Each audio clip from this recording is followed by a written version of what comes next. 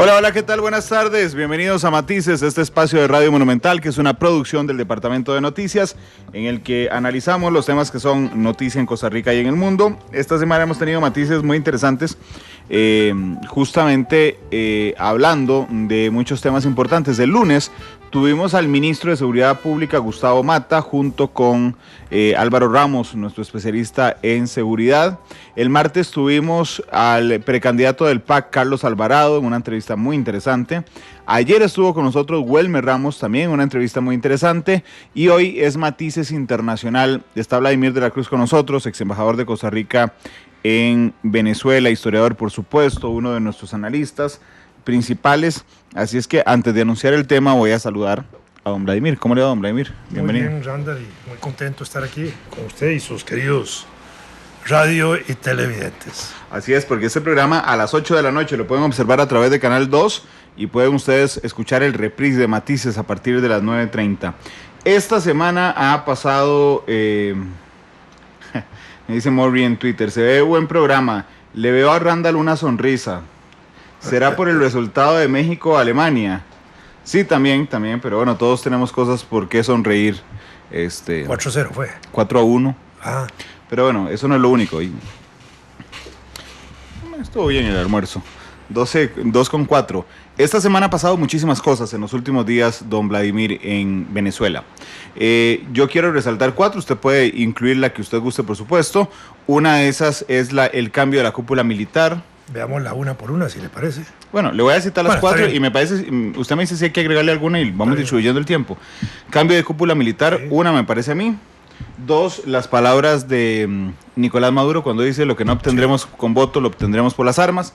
Ese mismo día, en la tarde, hubo un alzamiento, y lo pongo entre comillas, policial, que después la oposición y algunas agencias de inteligencia han calificado como un autolevantamiento del gobierno de Maduro para ver quién se aliaba a una revolución, a una rebelión, y además cuál era la respuesta ciudadana, digamos, ante esta posibilidad. Y el cuarto elemento es la prohibición de salida del país de la fiscal general de Venezuela, Luisa Ortega, a quien están acusando de no sé si insanía. Sí, iba a decir insania, de insanía. En 2 palabras, le están diciendo que no está bien de la cabeza, que está loca, y por eso le van a hacer un antejuicio en la corte, que es, por supuesto, servil a el gobierno de Nicolás Maduro. Esos son los 4 elementos que yo quería... El quinto, hace una hora. Sí, cuénteme. Hace una hora. ¿Qué pasó hace una hora? La fiscal, todavía en ejercicio, está sometiendo a investigación judicial y está llamando a cuentas al general Rodríguez Torres, que es uno de los importantes de la cúpula militar, para acusarlo de violación de derechos humanos. Eso es muy importante porque está mandando una señal muy fuerte a todo el ejército de violación de derechos humanos, que es un delito internacional imprescriptible. Así es. Y con lo cual ya les dejó marcada la cancha de que a partir de ahora, independientemente de lo que pase con ella, todo lo que hagan los militares va a estar en la perspectiva de la violación de los derechos humanos y son perseguibles en cualquier parte del mundo. Eso le iba a decir, porque incluye la jurisdicción internacional. Acuérdese de Pinochet. Claro, no, apenas dice esto, ¿verdad? Apenas sí. La fiscal dice esto, es competencia del Tribunal Penal Internacional, por ejemplo. Ya, es una situación nueva, cualitativamente nueva. Bueno, es muy interesante. Yo un día de esos... Acaba de suceder hace... Me voy a poner a caminar en San José un día. Hoy dije, voy a caminar por San José a ver si me encuentro a Luis Ortega aquí de un momento a otro, porque le prohibieron salir del país y nada raro que aparezca un día de esos por aquí pidiendo asilo, pero no importa, vamos punto por punto. Empecemos. Hubo un cambio de la cúpula militar y dejaron a un hombre clave, que es Vladimir Padrino, don Vladimir. Sigue siendo clave, Padrino, a mi modo de ver y a mi gusto, digamos que... No, me parece que Padrino ha dado chispazos importantes de respeto a la constitucionalidad y a la institucionalidad. 2 eventos se pueden citar en ese sentido. Uno, cuando se dio el resultado de la elección de la Asamblea Nacional, cuando la oposición ganó las elecciones legislativas, porque Maduro no lo esperaba, para empezar. En Venezuela es usual que el presidente de la República ordena al terminar la recepción de votos, que el proceso continúe, ¿verdad? Cosa como si aquí a las 6 de la tarde del domingo 4 de febrero del 2018 el presidente Solís, pensando que va a perder las elecciones, ordene que sigan las urnas abiertas hasta las 10, 11, 12 de la noche, una vez hasta las 2 de la mañana en época de Chávez. Para sacar a su gente a votar. Exactamente. Bueno, allá Padrino dio la orden de que continuara el proceso y continuó una hora, porque a la hora Padrino ordenó suspender todo el proceso, pasándole por encima al presidente, diciendo que el proceso electoral había transcurrido normalmente, que la seguridad del proceso había estado en manos del ejército, de una cifra que eran como 170,000 efectivos distribuidos en todo el país, que no habían habido disturbios, nada, y ordenó que se cerraran las urnas.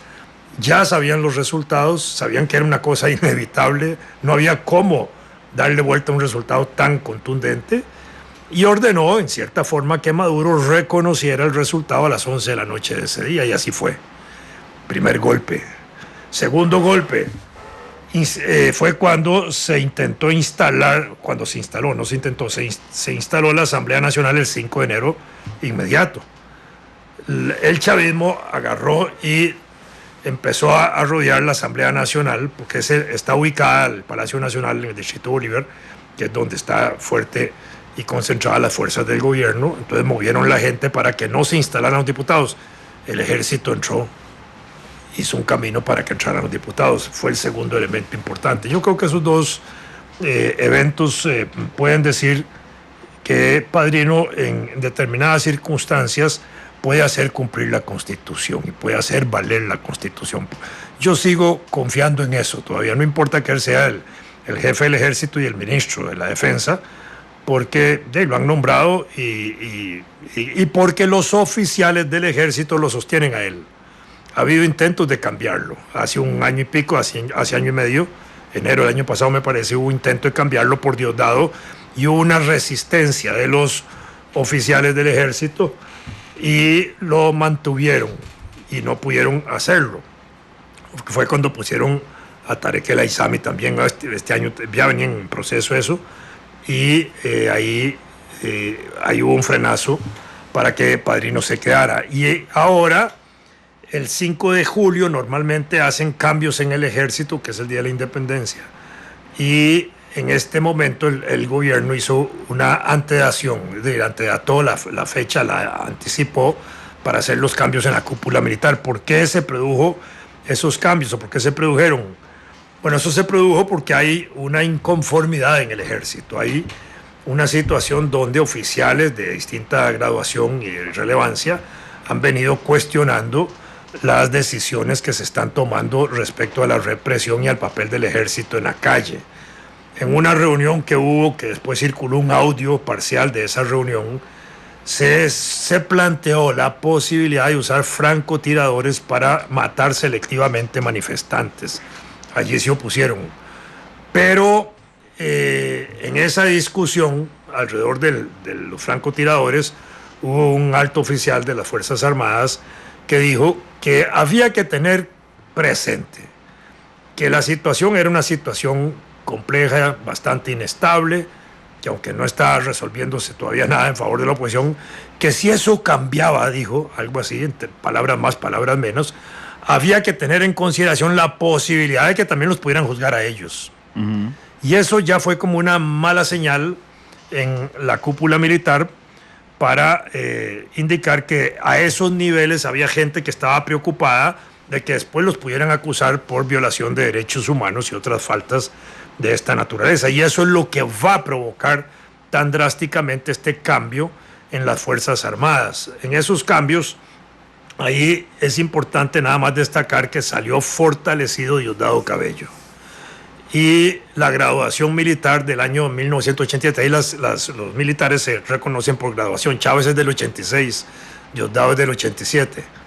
Y salieron 2 nuevos militares del 86 chavistas y 2 nuevos de Diosdado, del área de Diosdado, pero fortaleciendo más el aparato de Diosdado que la presencia de los militares que se graduaron con Chávez. Entonces, si Diosdado venía siendo una figura políticamente relevante en Venezuela, porque es diputado y activo y uno de los principales dirigentes... Fue presidente de la Asamblea Nacional. Presidente de la Asamblea, pero además es el vocero casi de todo, es el vocero de las cárceles, cuando tiene que dar opinión de los presos, es Diosdado el que la da, cuando tiene que hablar de Leopoldo es Diosdado el que la da, no es el jefe de la cárcel ni el Ministerio de Justicia, es Diosdado, ahí es una injerencia directa. Cuando tienen que enfrentar situaciones es Diosdado, cuando empezaron a plantear al principio, con la primera cuestionamiento que hizo Luisa Ortega, fue Diosdado el primero en llamar la atención de que esa situación de Luisa Ortega había que considerarla y que si seguía así había que declararla insana, someterla a juicio y meterla a la cárcel, que fue las tres cosas que dijo de una vez.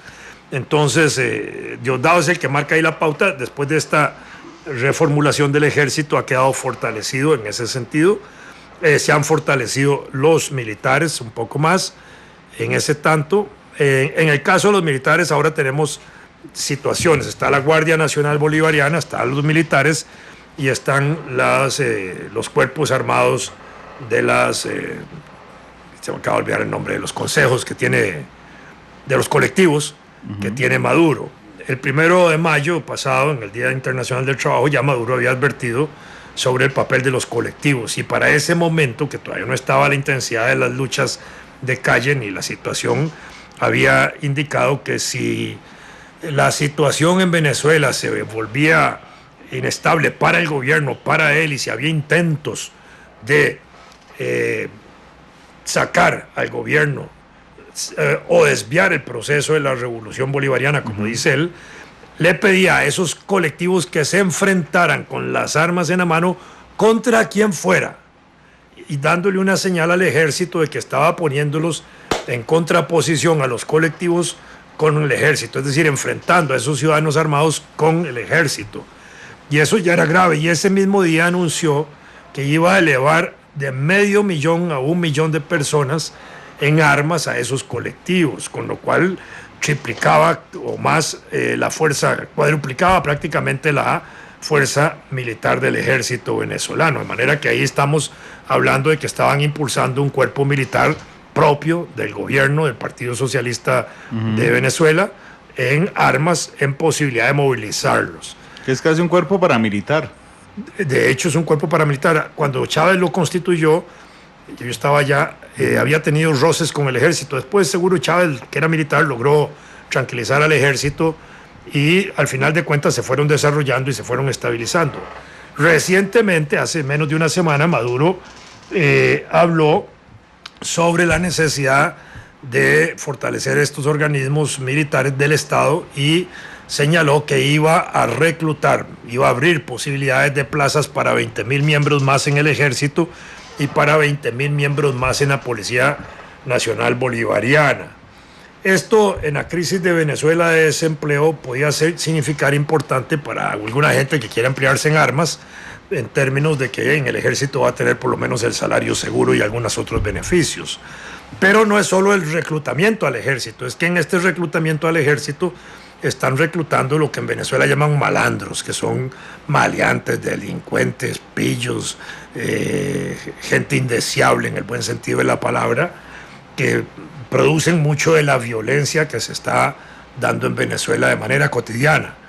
Y un evento que indica que este tipo de malandros ya está siendo usado por la policía es uno de los muertos en las manifestaciones, uno de los estudiantes muertos en las manifestaciones, donde en el video se aprecia claramente que cae herido y después llega un tipo uniformado y le dispara en la cabeza. Lo remata. Lo ejecuta. Y eso es típico de las bandas de delincuentes, como se hace aquí en Costa Rica con la lucha esa de delincuencia que hay, donde ellos se pegan tiros 6, 7, 8, hasta una docena en la cabeza, ¿verdad? Eso es muy típico de ese tipo de bandas. No es del ejército. El ejército no ejecuta heridos.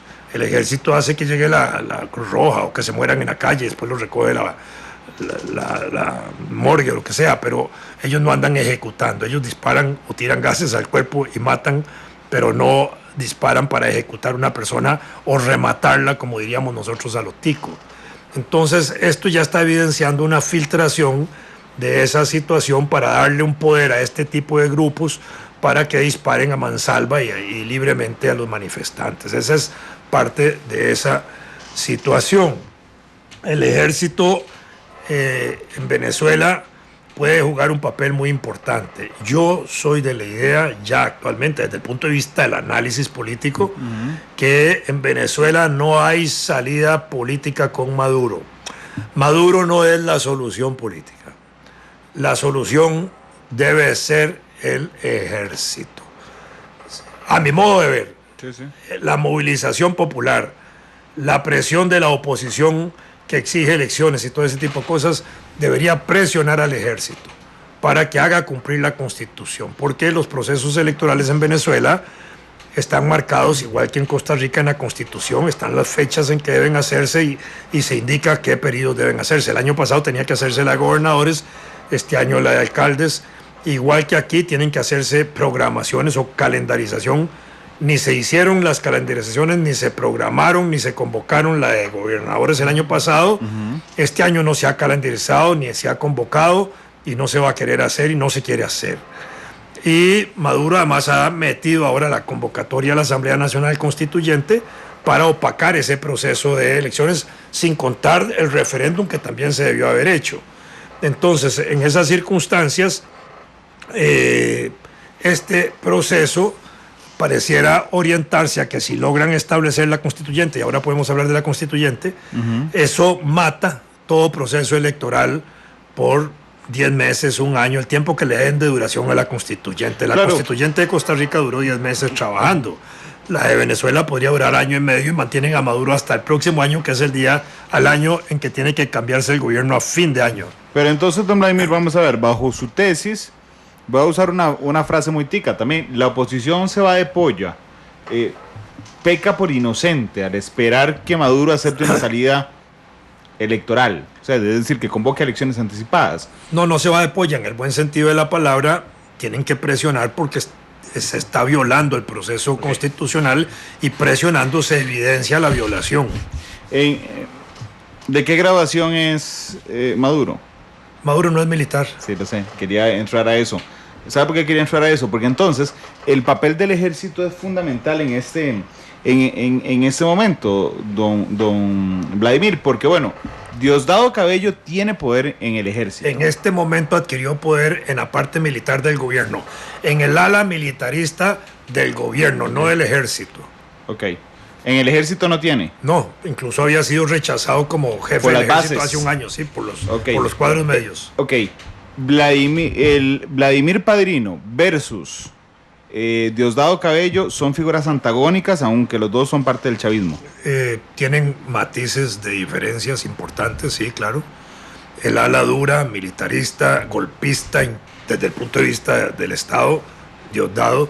Maduro, respetuoso, digamos, de la institucionalidad, defensor del gobierno, aunque el gobierno esté por ahora rompiendo el orden constitucional en muchos aspectos. Pero yo creo que Diosdado Cabello tiene sangre en el ojo, don Vladimir, creo yo. Usted lo conoce mejor. Porque a la muerte de Chávez, antes de la muerte de Chávez, por supuesto, yo creo que Diosdado Cabello aspiraba él ser el ungido de Chávez. Sí, claro. ¿Verdad? Y Chávez escoge a Maduro, y eso estoy seguro que le deja sangre en el ojo. Así fue. A Diosdado Cabello. Ok. ¿Usted cree que existe la posibilidad? Pero eso, por razones diferentes, fue escogido Maduro. Porque Maduro era el hombre de Cuba, para decirlo con esa frase. Era el hombre. Cuba escogió. Chávez muere en Cuba y en Cuba se escoge el sucesor.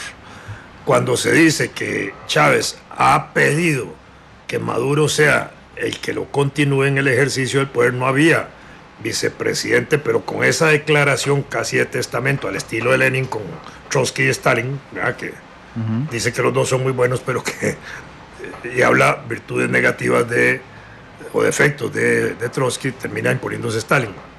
En este momento, yo no estoy diciendo que Trotsky y Stalin eran Maduro y Diosdado. Diosdado, no. En ese sentido, los cubanos escogen a Maduro porque es hombre de su confianza. Es el hombre que fue formado en Cuba, que tiene las relaciones con Cuba, que fue el director de la política exterior de Venezuela casi 7, 8 años, muy armonizada con la política exterior cubana. En ese sentido era el hombre de más confianza.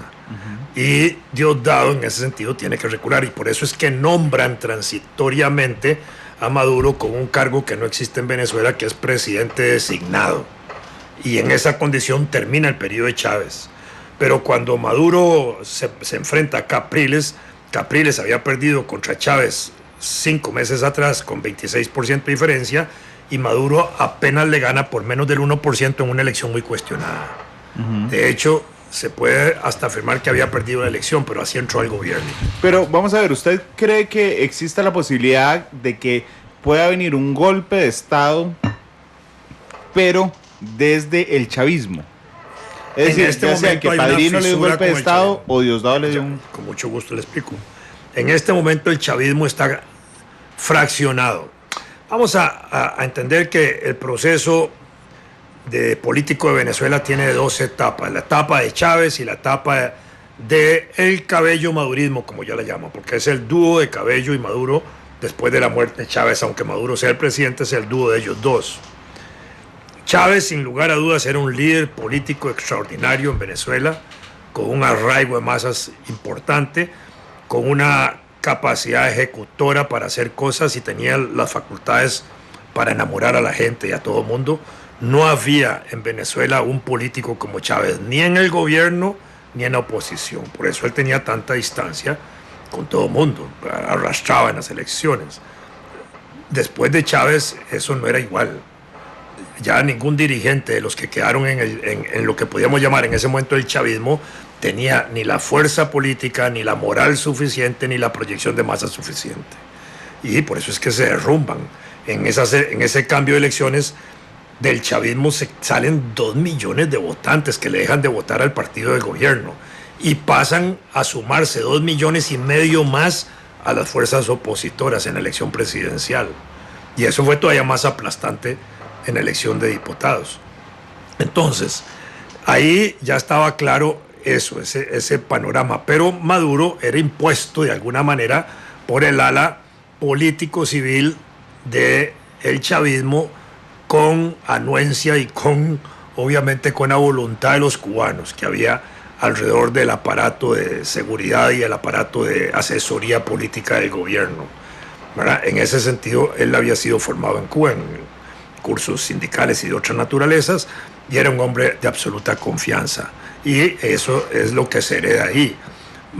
Chávez no, porque los cubanos, como manejan la inteligencia también político-militar de alto nivel de Venezuela, estaban bien enterados de los negocios de Diosdado en la droga.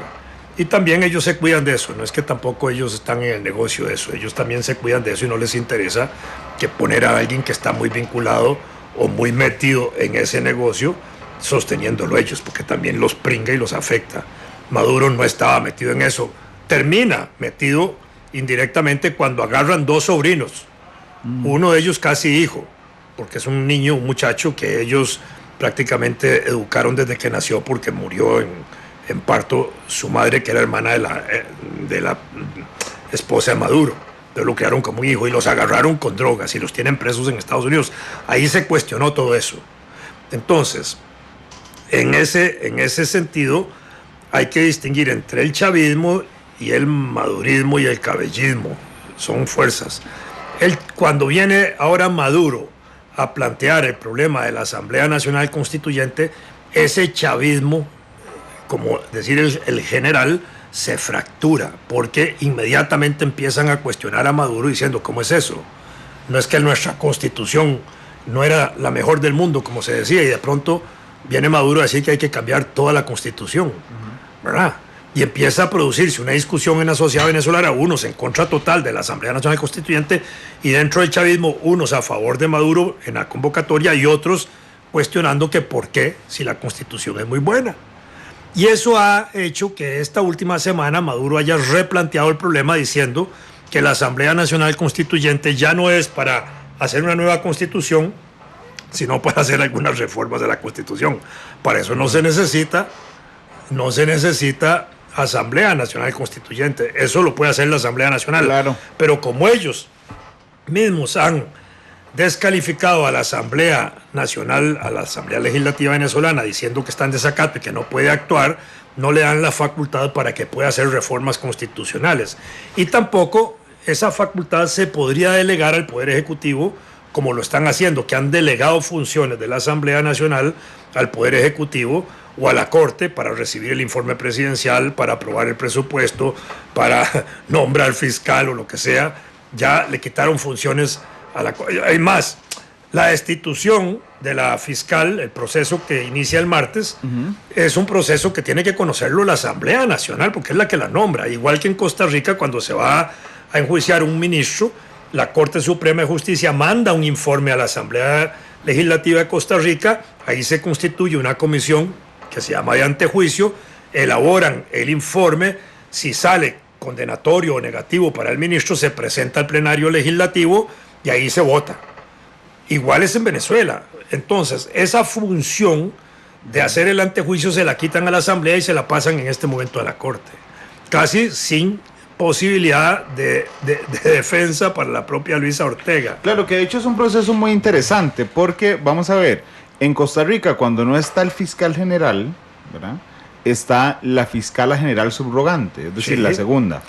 Ambos, el fiscal general en nuestro país lo nombra el poder Judicial y la fiscal subrogante también. Sí. En Venezuela es la Asamblea Nacional la que nombra al fiscal y el fiscal nombra al fiscal subrogante, para decirlo con esa figura. Ok.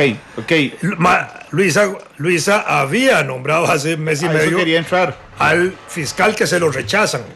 ¿Quién se lo rechaza? La Corte. La Corte, que es servil a Maduro. Y entonces la Corte agarra al defensor de los habitantes y lo nombra fiscal subrogante y le resta la posibilidad a Luisa, porque le someten el juicio y la destituyen para prácticamente... ¿Esto está revestido de legalidad?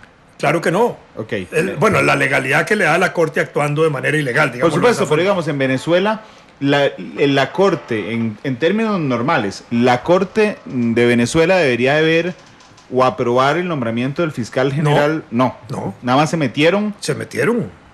Arrogándose funciones de la Asamblea Nacional. Sí, es que eso es lo grave, porque en un régimen democrático como el nuestro, como el de Nicaragua, como el de Venezuela, como el de cualquier país de América Latina que tenga un sistema democrático como el nuestro, existe la división de poderes. Y el poder ejecutivo, legislativo y judicial tienen funciones que se dicen específicas, propias, indelegables, y que tampoco se pueden subrogar. Es decir, ni la Asamblea Legislativa puede decirle a la Corte, haga usted funciones porque yo se lo mando, ni la Corte puede subrogarse funciones, ni igual con el Ejecutivo. Eso es igual en todos estos países, desde el punto de vista del derecho.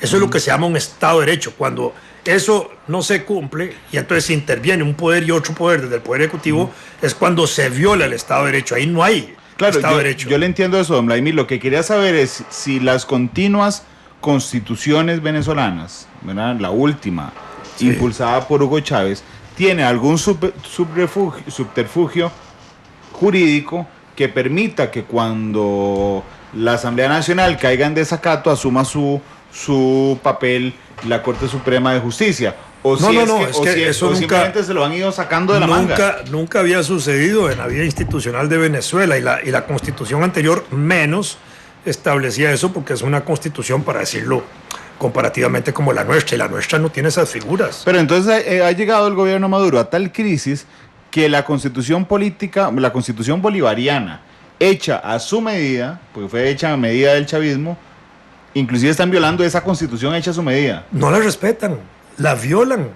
Es decir, ya en este momento no tiene ningún valor, y esto es lo que ha sometido una crisis en ¿cómo se llama?, en el propio chavismo. Bueno, una de las discusiones interesantes que se produce a propósito de esta violación es que la convocatoria de la Asamblea Nacional Constituyente debe ser primero consultada por referéndum, si se quiere hacer. Bueno, como no pueden hacerlo porque la Asamblea Nacional está en contra, y es la Asamblea la que tendría que hacer la convocatoria del referéndum en ese sentido, no es el Poder Ejecutivo. El Poder Ejecutivo entonces ha convocado a esa convocatoria malinterpretando uno de los artículos de la Constitución, y la Corte recientemente, para darle valor a lo que hizo Maduro de convocar la Asamblea Constituyente, ha dicho, palabras más, palabras menos, pero es casi exacto, dice: El poder soberano lo tiene el pueblo. El poder soberano tiene la capacidad de convocar la constituyente. Maduro es una representación indirecta del poder soberano. Eso es textual. Okay. Y entonces, al decir que es una representación indirecta del poder soberano, Maduro puede convocar la Asamblea Constitucional. Imagínense, ellos interpretan eso como quieren y le dan los poderes que quieren al presidente y a quienes las autoridades quieran. Diosdado Cabello dice que la fiscal, por disentir, no está disintiendo, está nada más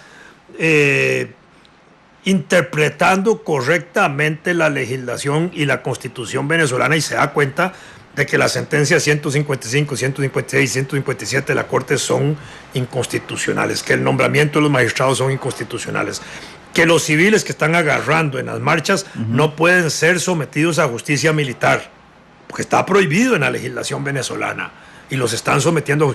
Empieza a hacer este tipo de denuncias. Diosdado dice, está loca, está insana, hay que meterla a juicio, y de una vez advierte que hay que meterla a la cárcel. En época de Chávez, en un pleito que tuvo Chávez con una jueza por la liberación de un detenido, Chávez un viernes dijo, y no exagero en las fechas, un viernes dijo, a esa jueza hay que meterla a la cárcel. Martes la tenían en la cárcel. No habían dudado ni 3 días y la habían procesado y la tenían en la cárcel. Acaba de salir libre hace 6, 7 meses. Ni siquiera disimulan. No, eso opera así en Venezuela. Es que eso es lo que cuesta entenderlo. Pero a mí me cuesta un poco, don Vladimir, descifrar a Luisa Ortega, la fiscal general de Venezuela. Sí. Porque hasta hace un año y un poquito, era también un puesto servil. Es que ni siquiera era parte, era servil de los deseos de Maduro, antes de Chávez y después de Maduro. Sí. Era una servil completa, se hacía de la vista gorda de cualquier cosa que pasara con el régimen, y de un momento a otro encontró al señor y le dio vuelta a toda su historia, y entonces empezó ahora sí a parársele de frente al régimen. Pero realmente Luis Ortega fue una servil un montón de años del régimen. Cierto, pero yo creo que ella ahora responde a los grupos chavistas, que ven sanamente el proceso de la revolución bolivariana, como le llaman ellos. Entonces, y que quieren darle un proceso sano a ese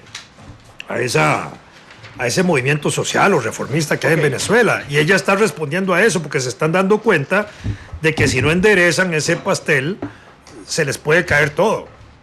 ¿Usted cree que se les va a caer todo? Yo sí creo que se va a caer todo si lo están manejando demasiado mal. Pero entonces vamos a ver, quiero entenderle esto. Si yo hago un círculo, estoy haciendo una hoja de papel aquí en la cabina, verá, yo puedo partir en dos ese círculo y decir que la mitad de los venezolanos, yo creo que es más, pero digamos que la mitad de los venezolanos son opositores al chavismo y la otra mitad son chavistas. No, estadísticamente en este momento el 78% de las últimas 4 encuestas de la última semana están porque Maduro salga. Claro, pero no son los opositores. Y el 82% de la población está en contra de la Asamblea Nacional. Eso son encuestas. El 82%, no, en contra de la Asamblea Constituyente. De la Asamblea Constituyente, perdón. Claro, sí. pero digamos que la mitad digamos, porque yo creo que más la mitad del pueblo venezolano son opositores, la otra mitad son chavistas. Sí. Cuando yo me voy a la mitad de los chavistas, lo vuelvo a partir a la mitad. Así es. Y entonces están los chavistas puros, para decirlo de alguna forma, civilistas, digamos,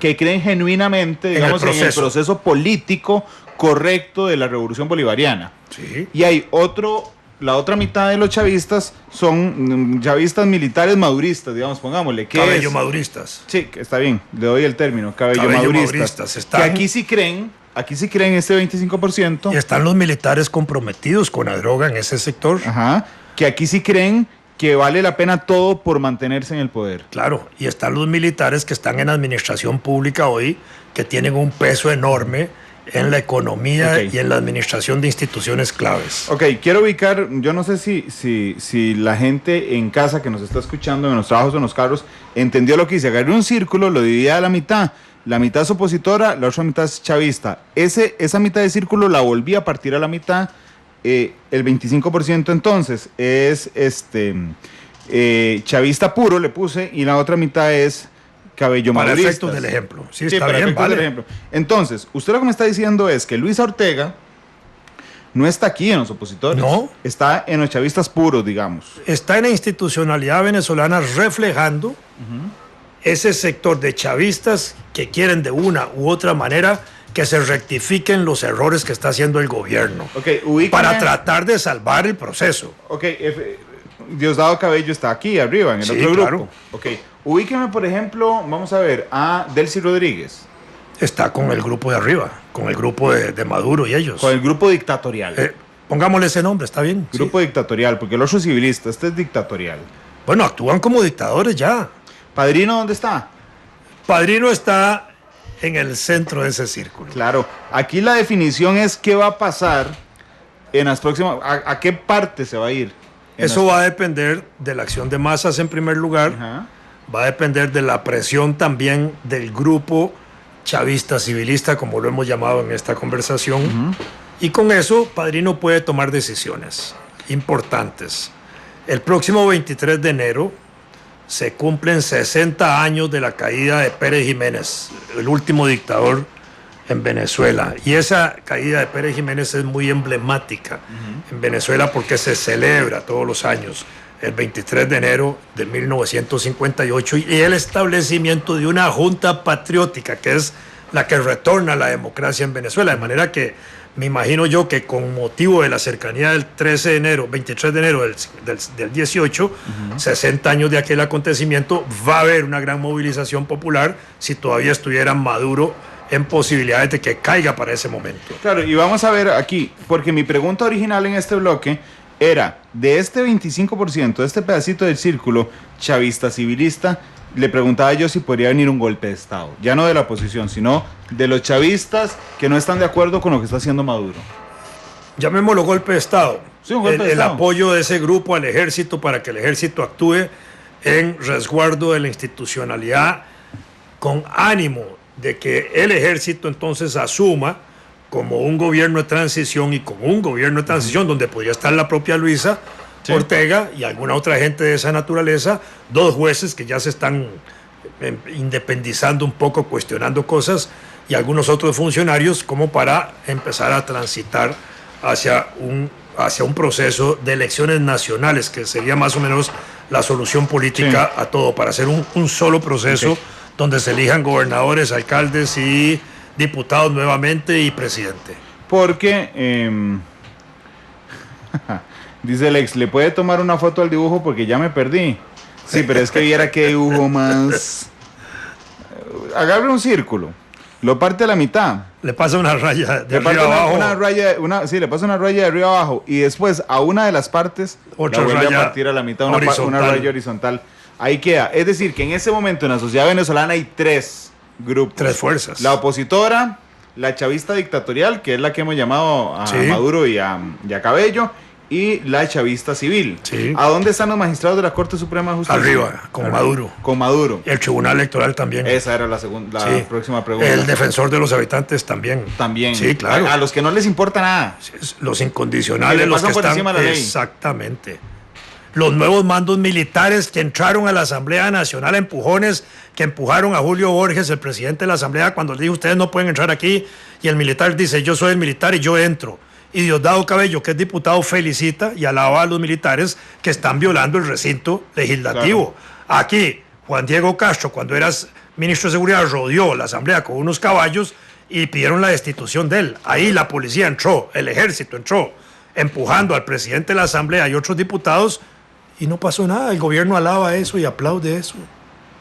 Y además irrumpen, meten gente en la Asamblea Nacional, una manifestación, y metieron ahí cosas electorales para confundir. ¿Quién tiene más influencia en el ejército? Ya no en la cúpula, en el ejército venezolano, ¿la oposición o el grupito de chavistas? No, la oposición no tiene ninguna influencia en el ejército. Entonces es más probable que un golpe de Estado venga de este grupo. Del propio chavismo.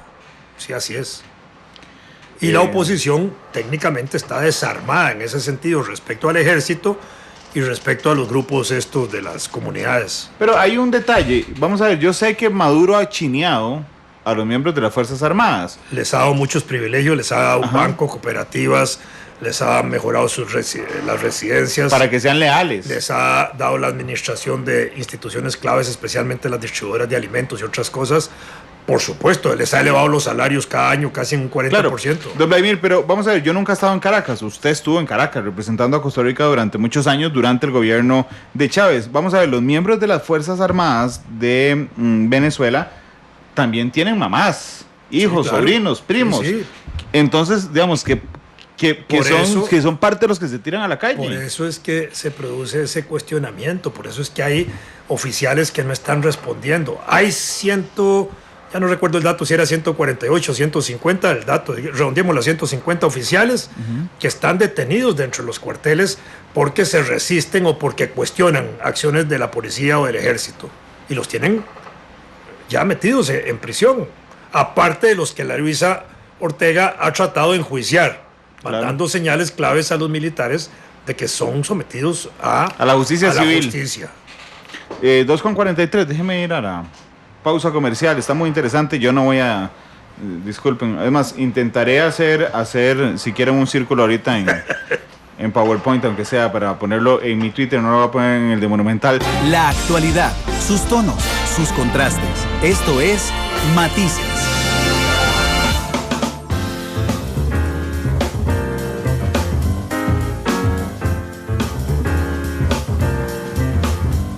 Dos de la tarde, 49 minutos. Estamos con don Vladimir de la Cruz hablando sobre Venezuela. Nos estaban pidiendo en Twitter que por favor compartiera el dibujo.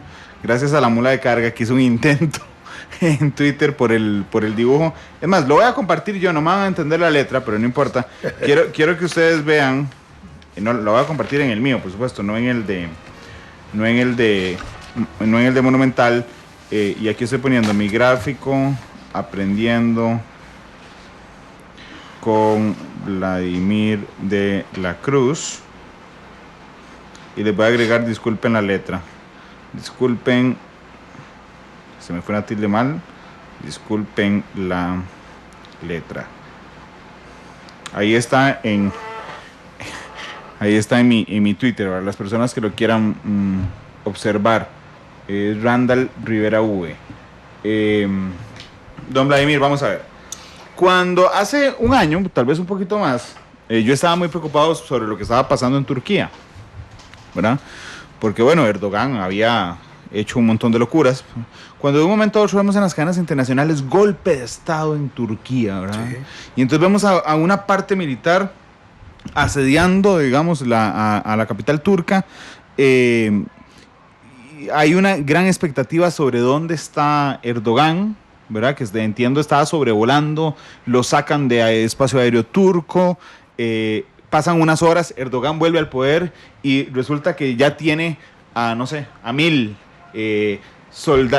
soldados, jueces, policías, educadores presos para purgar, ¿verdad? Sí, sí. Y entonces después empieza la teoría, claro, Erdogan propició un autogolpe de Estado porque lo que necesitaba era que alguien brincara, lo planeó, ¿verdad? Para ver quiénes se le aliaban a ese golpe de Estado, sí, y purgar sus fuerzas armadas.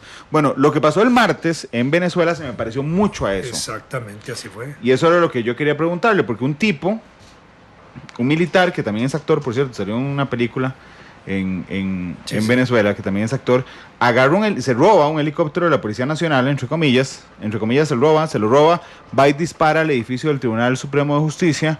Sin que haya resistencia. Sí. Ni aérea. No, cero resistencia. No, ahí cerquita de ese edificio, ajá, está el aeropuerto La Carlota, que es un aeropuerto civil militar que está ahí en el puro centro de Caracas, como decir la Sabana y la Casa Presidencial. Así de cerca. ¿Y por qué de ahí no salieron aviones o otros helicópteros a derrotar ese y a perseguirlo? Durante 16 minutos dio vueltas el helicóptero sobre Caracas con una manta que decía artículo 350. Que es el artículo de la Constitución que, ajá, permite la resistencia y la rebelión. Y después, cuando le preguntan a Diosdado Cabello, por cierto, que por qué el ejército no salió a buscar al tipo, que no ha aparecido, dice, no se lo merece.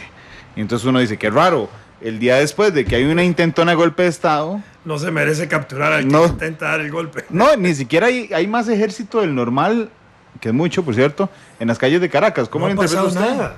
El tipo va y deposita el helicóptero ahí cerca también de La Carlota y se pierde y no lo agarran. Oiga, aterrizan una azotea de un edificio de apartamentos. Bueno, por eso, es decir, ahí todo está hecho para efectivamente, como otra película donde él es actor, quisieron medir fuerzas, Así es. quisieron medir cuánta gente se tiraba a la calle detrás de él y cuánta gente del ejército, porque yo creo que esa fue una maniobra para ver cuánta gente del ejército sacaba las orejas.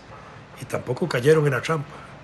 Me parece que eso fue importante. Y entonces el tipo quedó aislado y solo. Claro, y parece un loco, entonces. Un loco que agarró por el... supuesto que pero, sí. pero usted sí cree que fue que fue una estrategia planeada de parte del chavismo cabellista madurista. Perfectamente pudo ser una situación debidamente planeada. Pero le salió mal. Para un autogolpe. ¿Verdad? Un autogolpe. Que le hubiera permitido purgar a las Fuerzas Armadas. No solo purgar las Fuerzas Armadas, ya cerrar de plano toda la Asamblea Nacional, meter a la cárcel a todos los diputados porque hay un proceso para quitarles ya la inmunidad a todos. Entonces ya los inhabilitan a los líderes políticos importantes, a los líderes políticos de las manifestaciones en todo el país, crean los mecanismos como lo están haciendo en el Consejo Electoral para anular la participación de partidos políticos opositores, porque ya empezaron a hacer eso, tratando de desnaturalizar institucionalmente o quitarle las raíces de unidad que tiene la Mesa de Unidad Democrática, eso, y entonces separarlos por partidos y anularlos uno por uno, y más el diseño electoral que están haciendo para la convocatoria de la Asamblea Constituyente, donde ellos están garantizando la elección de los diputados. Lo que a mí me extraña además es que son muy astutos, don Vladimir, pero ese día todo le salió mal. O sea, vamos a ver, la declaración de Maduro de decir vamos a defender con las armas lo que no conseguimos con los votos, era para después de eso. Pero esa defensa de las armas no se refiere al ejército. No, esa defensa a se los refiere colectivos. a los colectivos, a ese 500,000 que tienen armas, más el 500,000 que quería aumentar. Sí. Y cuando él echó ese discurso sobre los colectivos, les dijo a los colectivos, ustedes tienen que defender este gobierno y a mí, a Maduro, del ejército y de cualquier grupo que intente detener esto. Claro. Por eso es que ese discurso a las armas, porque ya saben cómo está esa composición en ese cuarto que usted hizo ahí, ¿verdad? Esa media naranja de esa pizza rara que la hice. mitad, del chavismo y de los militares que quieren rectificar. Él advirtió en ese sentido eso y está llamando la atención sobre eso. Ese es el punto, ahí está claro eso. Claro, el detalle aquí está en que el timing fue malo. Es decir, Maduro salió demasiado temprano en ese guión a decir eso, Sí, porque claro. debió haber sido más cerca de la hora del golpe, ¿verdad? Sí. Después del golpe sale muy antes Diosdado Cabello a hablar, ¿verdad? Sí. No hay movimiento militar en Caracas. No se movió nada. No ni hay siquiera disparos. salieron al aire. No hubo disparos de nada, ni de los edificios esos. Entonces es una mala película. Es que eso fue montado con ese ánimo, justo de ver quiénes sacaban orejas para capturarlos de una vez y justificar entonces cualquier otra acción. Lo que pasa es que la misma oposición fue sorprendida en eso. Eso demuestra que no estaban en la jugada. Sí. Claro, así fue. Oye, sí, es una película de mentirillas. Como la película de un mundial aquí que la se graba en un oposición estadio de Guadalupe. La oposición hasta hoy está jugando a la necesidad de convocar elecciones. Ese es el punto de presión y a la libertad de los presos políticos. Pero además, fundamentalmente. recuérdeme quién era el tipo. Óscar Pérez.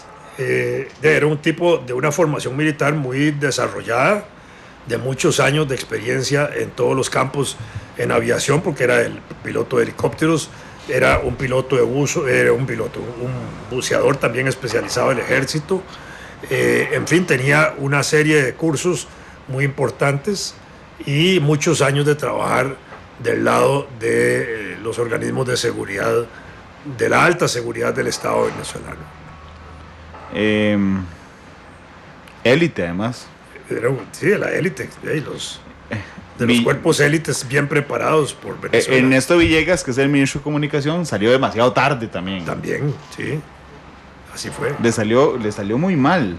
Usted sabe, voy a confesar una cosa al aire. Yo lo llamé ese día y me entró la grabadora. Cuando yo recibí los primeros reportes de lo que estaba pasando en Venezuela, lo llamé. Y me salió la grabadora porque yo quería determinar, yo le iba a decir, don Vladimir, vamos a ver, esto puede ser cierto o es un movimiento rarísimo porque todo el mundo estaba extrañado de lo que estaba ocurriendo. A mí me llamaron casi inmediatamente, yo hice una llamada internacional para averiguar las cosas me dieron una información básica importante ahí, más o menos en los términos que ya la tengo, ¿verdad? Y que lo explicaba ahora, pero ya lo hubiera explicado en ese momento al crudo, tal como me estaban informando a mí también. Sí, sí. Hay dos elementos nuevos también. Uno, don Vladimir, es que, bueno, Marco Vinicio le está preguntando qué piensa usted de que Venezuela pida la condena internacional al sobrevuelo del helicóptero. Y es que eso es un problema interno en ese sentido. No es un avión extranjero, no es una intervención extranjera. Vamos a ver, de acuerdo a la Carta Interamericana, para ponerlo en forma literal, democrática, que el gobierno de Venezuela rechaza, y además está saliendo de la OEA, podrían invocar esa carta para condenar el intento de golpe de esa naturaleza. Claro, pero así lo legitiman. Sí, por supuesto, y eso no lo van a hacer. Y el otro detalle que... Y a la comunidad internacional tipo ONU, eso no lo plantean ahí, no se plantea, no es el foro.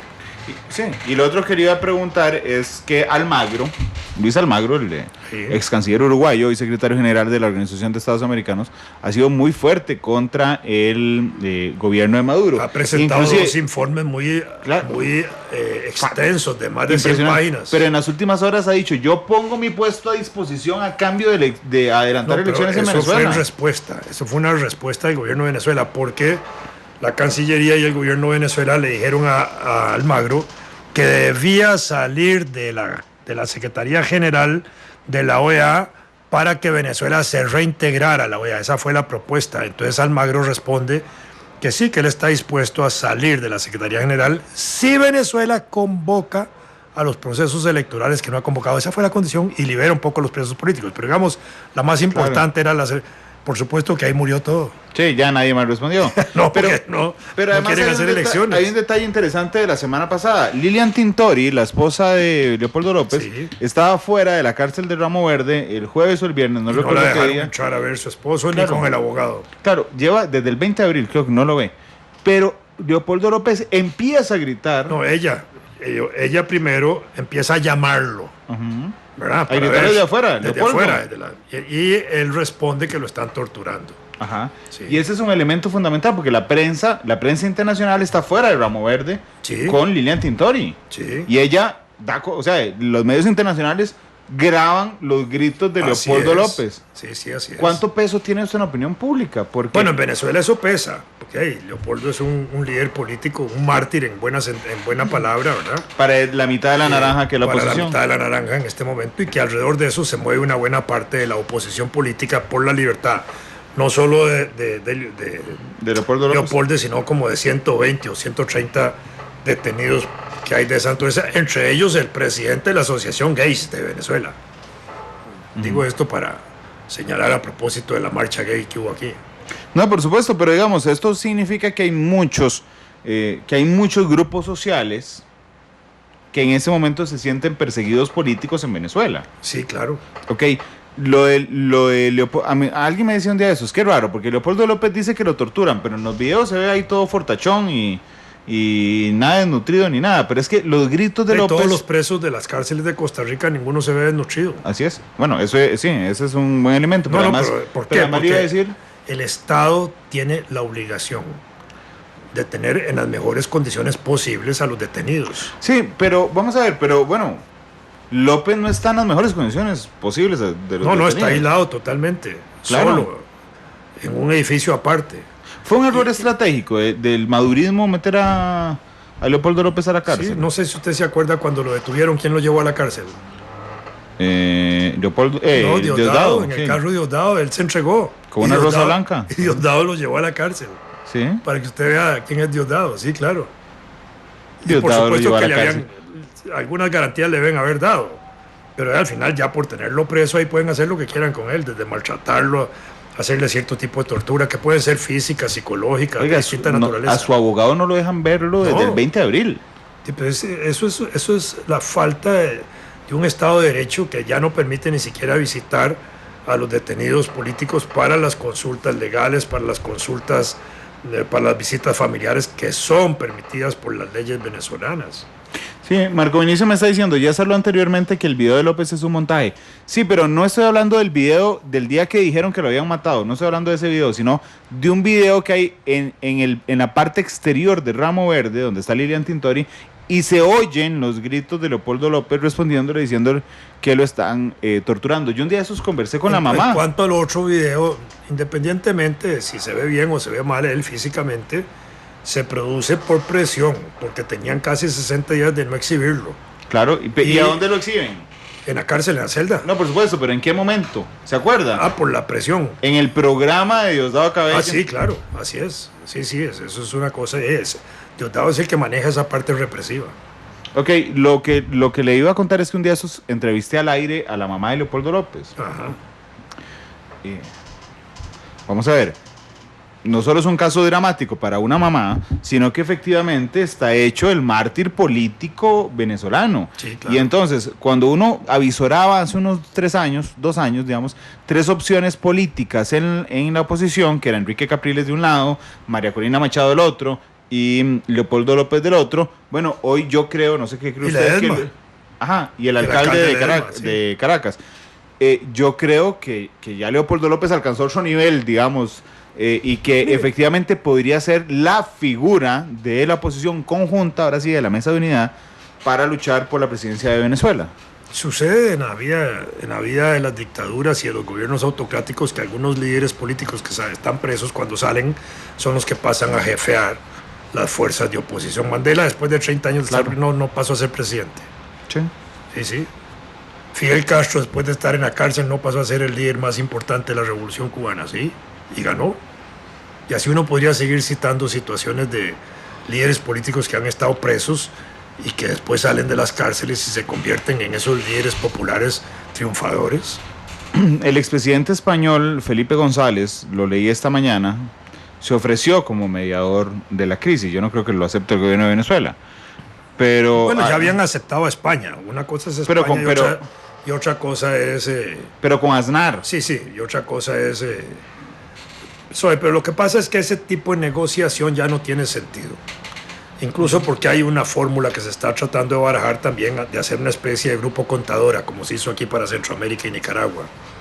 Y entonces quieren meter ahí 3 países propuestos por el ALBA y otros 3 países de los países que no son ALBA y ver cómo buscan ahí un proceso de salida negociada de esa naturaleza. Pero ya ese camino lo agotó el Papa. El Papa quemó esa posibilidad de diálogo porque cuando la gente acudió a la intervención o a la facilitación que hizo el Papa para reunir gobierno y opositores, lo que hizo el Papa fue nada más servir en bandeja de plata tiempo para Maduro para prorrogar su estancia. ¿Por qué? Porque los acuerdos que se iban tomando no los cumplía Maduro. Y entonces lo que hizo fue mantener 3 meses de conversaciones y atrasando cualquier resistencia de oposición. Porque y le aflojó la presión. Le aflojaron la presión, que es lo que ha vuelto de nuevo en un error, a mi gusto, un error estratégico del Papa Francisco. Sí, bueno, por supuesto, ojalá que no se vuelva a meter. Bueno, vamos a ver. Bueno, es que aquí hay 2 lecturas, don Vladimir. O es un error estratégico, que es una lectura, sí. O la otra lectura es que al propio le aflojó la presión a Maduro. Pareciera que al propio, claro. ¿Usted cree que al propio? Sí, porque ahora la conferencia episcopal se levantó. La conferencia episcopal y el cardenal emérito de Caracas y de otros cardenales que hay ahí se han levantado abiertamente con planteamientos muy radicales, muy identificados con las protestas populares y con esa protesta popular nacional. Y están totalmente claros en ese proyecto, señalando igual que los opositores la libertad. Pero eso sería una contradicción entre el Papa y la Conferencia Episcopal Venezolana. Sí, pero la conferencia son los sacerdotes y los líderes de la Iglesia Católica que viven en Venezuela. Claro. El Papa está muy bien allá en Roma. Claro, pero es que recordé porque vi antier a Felipe Calderón, el expresidente de México. El Papa pone un tuit. El Papa, el Papa no, la cuenta, el Papa pone un tuit donde dice que está orando por lo que pasa en Venezuela. Entonces Felipe Calderón, el expresidente mexicano, palabras más, palabras menos, le dice, ojalá que no solo oremos por el diálogo, sino que vayamos a tomar acciones para generar un nuevo diálogo en Venezuela. A mí me llama la atención que un ex jefe de Estado le reprochara veladamente al Papa diciéndole, nada se orando en Roma si la Iglesia no asume, digamos, un papel fundamental en la salida de la crisis venezolana. pero no es suficiente. La iglesia lo está empezando a hacer de manera más fuerte. Así como la iglesia centroamericana con Romero, con Rodríguez y con esos otros cardenales importantes que habían en El Salvador y en Honduras, jugaron papeles en las crisis sociales y políticas de aquí de Centroamérica. En este momento la iglesia católica venezolana está empezando a asumir un papel más decidido en favor de esos sectores populares que resisten al gobierno. Matices por Radio Monumental. 3 de la tarde con 12 minutos. Estamos con Vladimir de la Cruz, hoy ex embajador de Costa Rica en Venezuela, historiador. Don Vladimir, hablemos de la Asamblea Constituyente que quiere armar Maduro, no para hacer una constitución ahora, sino para reformarla. Ya aclaró lo que hacen los diputados. Exactamente. ¿Cómo está constituida? Es una locura la constitución, la forma en que se planea constituir la Asamblea Constituyente. Bueno, en primero es un elemento estratégico y táctico de él para no convocar a los otros procesos electorales. Hasta ahora el Tribunal Electoral venía poniendo obstáculos para convocar las elecciones de alcaldes, la de gobernadores del año pasado, de alcaldes la del referéndum. En el referéndum incluso anula el 75% de las firmas, pero aún así no le da para impedir que las que quedan sean válidas para continuar el proceso.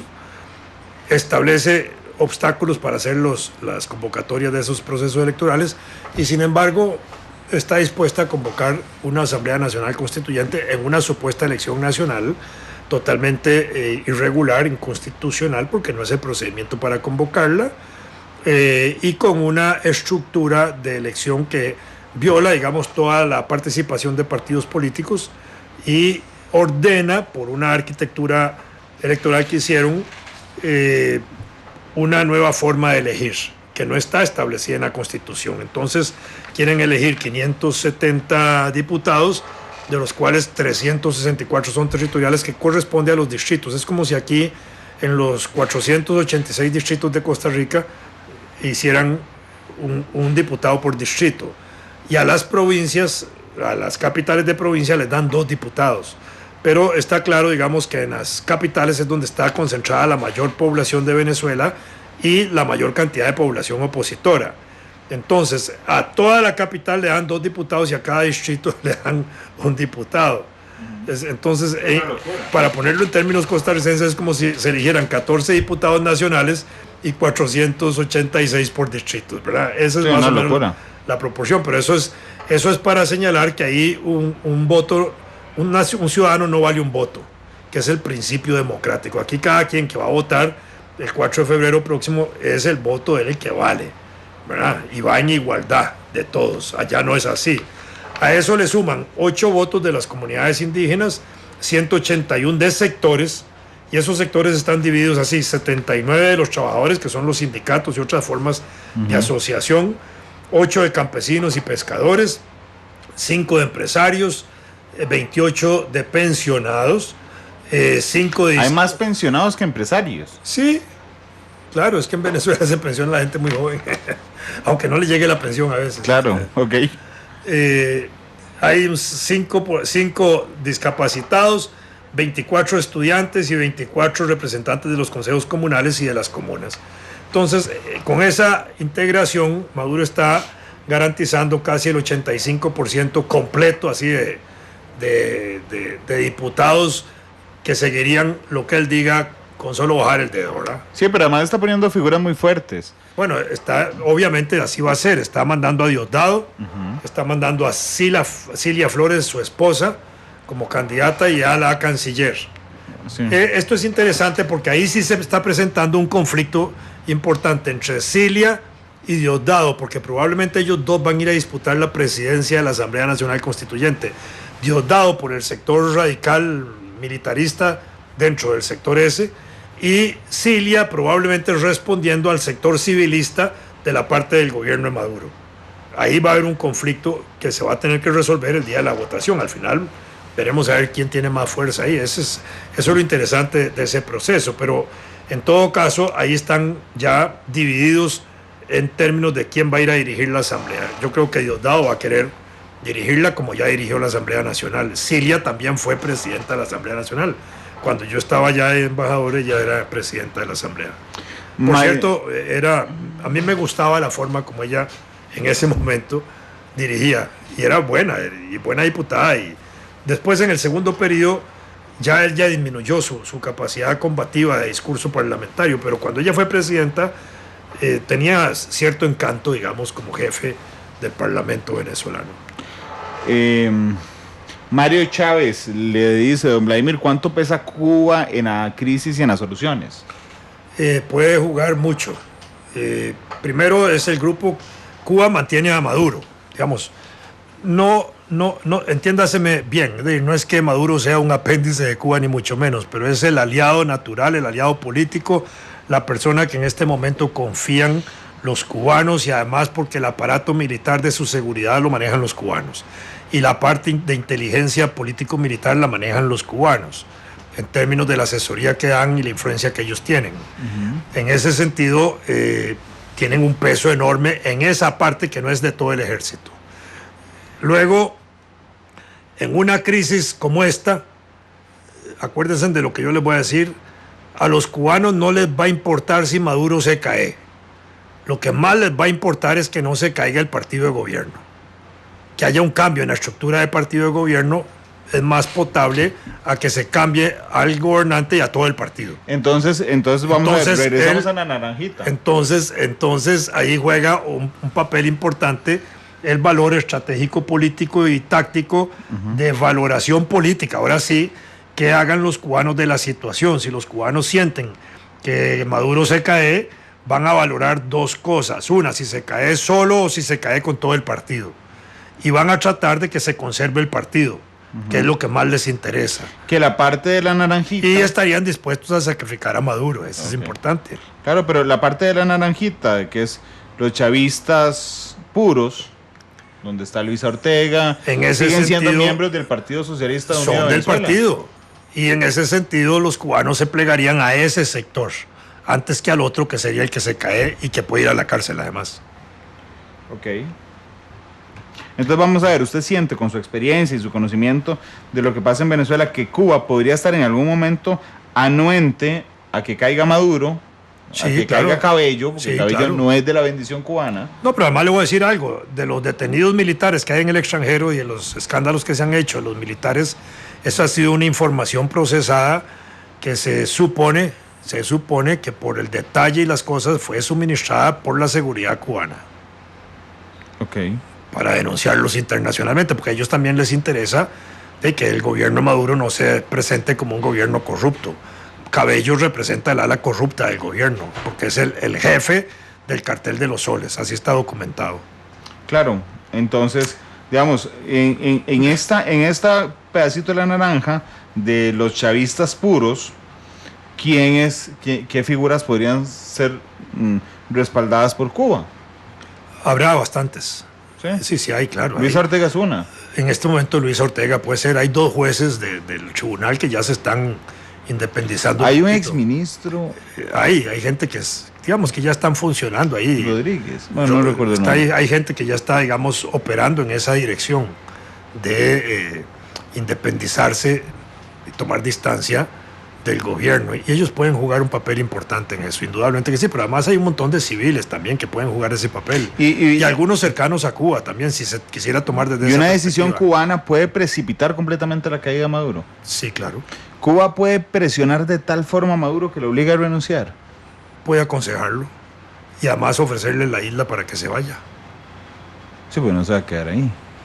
Bueno, si se queda lo pueden someter a juicio en una circunstancia, pero en una caída de esas probablemente puede haber un proceso de justicia transicional para negociar con quienes van cayendo, militares incluidos, las posibilidades de que no sean sometidos a procesos militares o de investigación judicial, exceptuando aquello que tiene que ver con violación de derechos humanos, que hoy son procesos prácticamente imprescriptibles, que violación de derechos humanos se persigue internacionalmente y no prescriben, de manera que en ese sentido ahí pueden negociar eso, pero también podrían darle la salida para que algunos de ellos salgan al exilio. Y no sería nada raro que algunos vinieran a Costa Rica. Nos queda un minuto. el antejuicio de la fiscal general es el martes. Sí. Y todos sabemos cómo va a quedar, porque es en la corte. Pero en este momento estamos hoy viernes. A Maduro. Hoy es jueves, sí. La fiscal está mandando una señal muy fuerte al ejército cuando está ya convocando a uno de los jefes más importantes del ejército para ser sometido a eso, al general Benavides Torres, que es el excomandante de la Guardia Nacional Bolivariana, y lo está acusando por violación de derechos humanos. Es decir, estamos hablando que le está imputando los muertos. Los muertos de estas manifestaciones. De estas manifestaciones, claro. Y eso ya le marcó la cancha a todos los militares. Claro, es curioso. Estaba leyendo la nota del País de España. Dice, el Ministerio Público ha imputado este jueves al general Antonio Benavides Torres, ex jefe de la Guardia Nacional Bolivariana, por la presunta comisión de graves y sistemáticas violaciones a los derechos humanos cometidas en las recientes manifestaciones. Así es. Él fue comandante de este cuerpo militar hasta el 20 de junio. Sí, hasta hace de los 6 cambios días. que acaba de haber. Ajá, cuando fue removido por el presidente para presidir el gobierno del Distrito Capital. Ok, ella está jugándose una carta. Pero vamos a ver, yo no estoy seguro que la carta sea para salvarse. Es para meterle presión al régimen. Porque el martes en el antejuicio yo estoy seguro que la Corte Suprema de Venezuela lo que va a hacer es destituirla. Y probablemente la van a detener inmediatamente, va a ver. Sí, yo también al estoy estilo seguro venezolano. de eso. ¿Usted cree que ya le intervinieron los bienes, le intervinieron las propiedades, las cuentas bancarias y todo? ¿Y usted cree que se quede ahí o que huya? No creo que huya, yo creo que ella va a enfrentar el proceso. ¿Detenida? Bueno, hombre, se va a enfrentar al martes. Ya lo que pase después del martes es diferente. ¿Usted estuvo detenido? ¿Yo? ¿Sí? ¿Cuándo? No sé, le estoy preguntando, que si en algún momento estuvo detenido en su vida, hombre. Sí, pero eran detenciones policiales por participar en manifestaciones y por tirar propaganda política en una época en que perseguían a quienes tirábamos propaganda política. No, yo sé, sí, por supuesto, a eso me refería, a las detenciones. Sí, pero eran detenciones de 24 horas. ¿Y la primera vez que pasó no le generó un miedo visceral? No, pero primero me sorprendió porque yo no conocía la figura de la detención. En aquella época, 1964, por poner la primera vez que yo fui detenido, fueron poquitas, me detuvieron por andar haciendo pintas en la calle. Entonces la acusación era hurto y robo. ¿Por qué? Yo decía, ¿pero por qué hurto y robo? Si yo no robaba, es que la figura de pintar en la pared se llamaba hurto y robo. Y yo estaba aterrorizado que me estuvieran acusando de ladrón o algo así. Yo no estaba, pero era como el de ladrón de paredes, digamos. Sí, así era como se tipificaba. No, es que lo que le quiero decir es que también hay eso sí fue lo que me dio miedo, que me acusaran de una cosa que yo no estaba cometiendo. Ok, pero está bien, sí, que lo acusaran, eso es un miedo humano, sí, es una reacción humana. natural. Bueno, esta mujer, Luisa Ortega, debe estar, es súper valiente, pero debe estar con un terror absoluto de ir el martes a pararse frente a la Corte Suprema. Ella sabe lo que le va a pasar. La van a detener. Sí, claro. Y la pueden agredir cuando está entrando. Y la pueden torturar en la cárcel. También, sí. Y la pueden matar antes de que llegue. Y podría convertirse en una mártir. También, sí. Y probablemente hay fuerzas dentro de ese esquema del cabellomadurismo que vimos aquí que quieran eliminarla físicamente. Don Vladimir, muchas gracias. Ha sido como siempre un placer. Mucho gusto, Randall. Ojalá hayamos podido contribuir a aclarar cosas de lo que está pasando en Venezuela. Hasta un gráfico saqué. Son las 3:25. Usted me pidió una canción de Ali Primera. Ajá, que se llama, ¿se acuerda? Porque es que la borré aquí. La canción mansa para un pueblo bravo. Un pueblo bravo. Pueblo bravo porque el himno de Venezuela se refiere al bravo pueblo. Sí. Gracias, don Vladimir. Ali Primera en Monumental, 3:25. Mañana los invito. ¿Saben quién estará aquí? Mañana el presidente de la Unión de Cámaras, Franco Arturo Pacheco.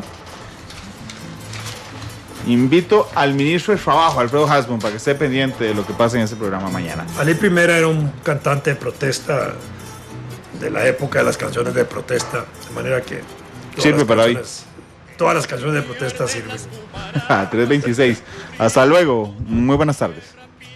La vida y le dan un siglo, pero con tal que no pase nada en mi tierra mansa, mi mansa tierra.